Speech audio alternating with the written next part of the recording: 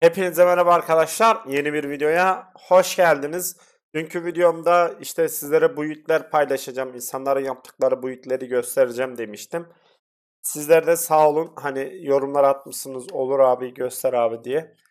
Teşekkürler yorum attığınız için öncelikle. Şimdi sizlere bildiğiniz üzere dünkü güncellemede bir yıldırım yıldırım büyücüsüne buff geldi. Şimdi yeni bir build yapılmış. Şimdi sizlere bunu göstereceğim. Tier 100 deniliyor Pit'te. Şimdi bununla beraber bakacağız. Bu arada kanalıma abone olmayı, videolarımı beğenmeyi unutmayın. Desteklerinizi bekliyorum. Ve hani e, benim aklımdaki düşünce şu. Adamın build'de ne yaptığını, niye böyle şeyler gittiğini anlatacağım sizlere. Hani uzun bir video olmayacak. Bir 10 dakikalık falan video olur muhtemelen. Zaten build linkini de aşağıya yorumlara bırakırım. Oradan da rahat bir şekilde yapmak isterseniz yapabilirsiniz arkadaşlar. Şöyle başlayalım. Adam öncelikle Charged Bolts diye başlık atmış.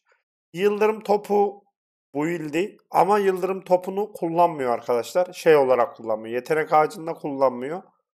Onun sebebi işte bir tane şey var. Büyülemede şey var. İşte yıldırım topunu koymuş muhtemelen büyülemeye. Orada da otomatik kullanılıyor yıldırım topu ve ekstradan aspektini de muhtemelen iteminin birine atmış. Ondan dolayı da yıldırım topu etrafında dönüyor. Ama ana yeteneği yüklü şimşekler arkadaşlar. Onu söyleyeyim. Hasar konusunda güzel. Hani beni tatmin etti bu arada. Gerçekten Frozen'dır, işte kar fırtınası şeylerden sıkılan arkadaşlar varsa hasar konusunda yani Tier 100'de güzel hasarlar çıkarıyor. Tabii önemli olan boss. Yani büyücü zaten genel olarak boss'la sıkıntı yaşıyor. Şu anlık güzel temizliyor yani Tier 100'ü. Yalnız görünüşü çok güzel değil mi Yıldırım build'inin? Yani ben çok seviyorum. Aynı böyle bir tane daha Yıldırım build'i var. Orada da adam şey kullanmış. Zincirleme Yıldırım build'i yapmış. Onu da sizlerle paylaşacağım. O biraz keyfi. O dediğim build. Hani görsel olarak şey olarak mükemmel. Ama işte hani tier 60 falan dönüyor. Üstünü döner mi? Meçhul onu söyleyeyim. Ama o build güzel. Onu da sizlerle paylaşacağım arkadaşlar. Adam burada kesiyor. Güzelce kesiyor. Sıkıntı yok. Build böyle size iyi gözüküyordur diye umut ediyorum. Yani bir Frozen kadar kesiyor. Hızlı kesiyor yani. Tamamen yıldırım topu koymamış. Yüklü şimşeklerle vuruyor. Bunun asasını kullanıyor mu kullanmıyor mu bilmiyorum.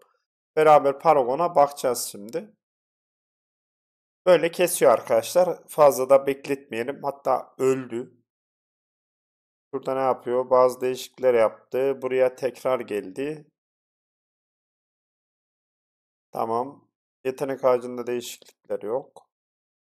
Burada bir tane Masterworking yapıyor. Ha, aspect atıyor bir tane. Ne aspect attı? Bir aspect değiştirdi. Tamam. Yıldırım topu 14. Aslında burada yıldırım topunu direkt yetenek ağacında kullansa bence daha çok hasarlar verebilir. Çünkü gerçekten güzel hasarlar çıkarıyor da tabii bir Paragon'a bakmak lazım. Peki o aspektten sonra muhtemelen saldırı aspekti attı ki hasarı değişmiş mi?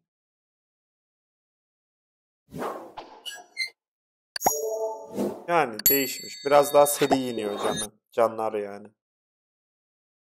Boss'a gelelim. Burada finale gelmiş. Bu sefer ölmemiş. Boss 11 dakikadan 16 dakikaya kadar sürüyor. 5 dakika sürmüş arkadaşlar boss kesmesi. Tier 100 boss kesmesi 5 dakika.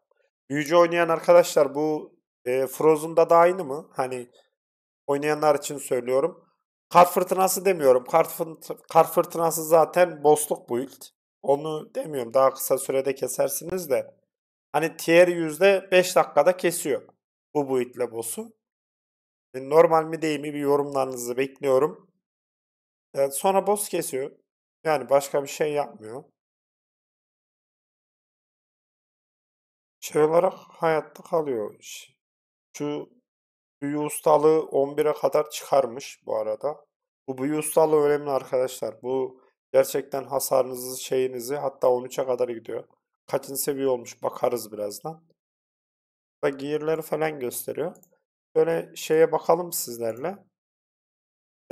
Paragon'una.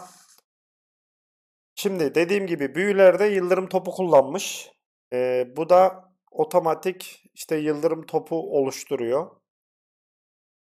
Bundan sonra öncelik olarak bak yetenek ağacına yıldırım topu koymuş. Bu videosunda şey yok.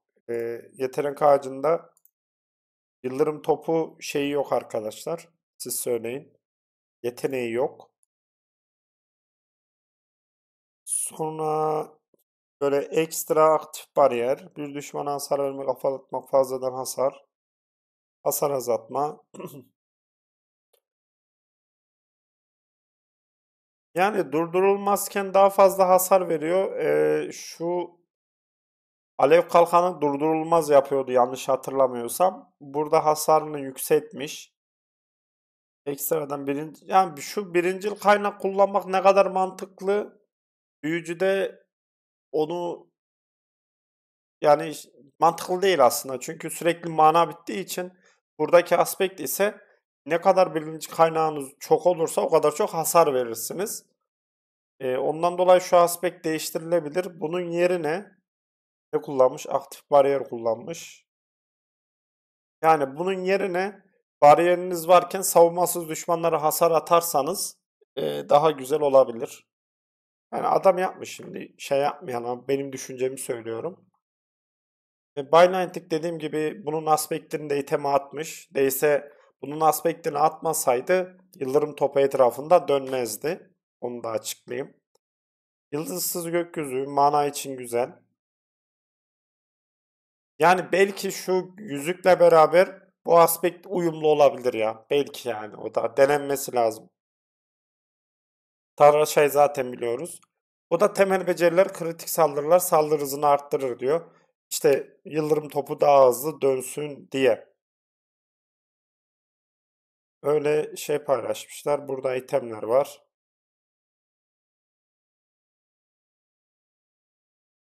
Burada yetenek ağacı var. Yetenek ağacına bakalım. Büyütelim. Bak oynadığı build'de burada 14'tü. Bunu değiştirmiş. Tamamen yıldırım topu build'ine döndürmüş arkadaşlar. Paragon'da. Skill ağacında tamamen yıldırım topuna döndürmüş. Harley var diye şu alev kalkanına vermemiş.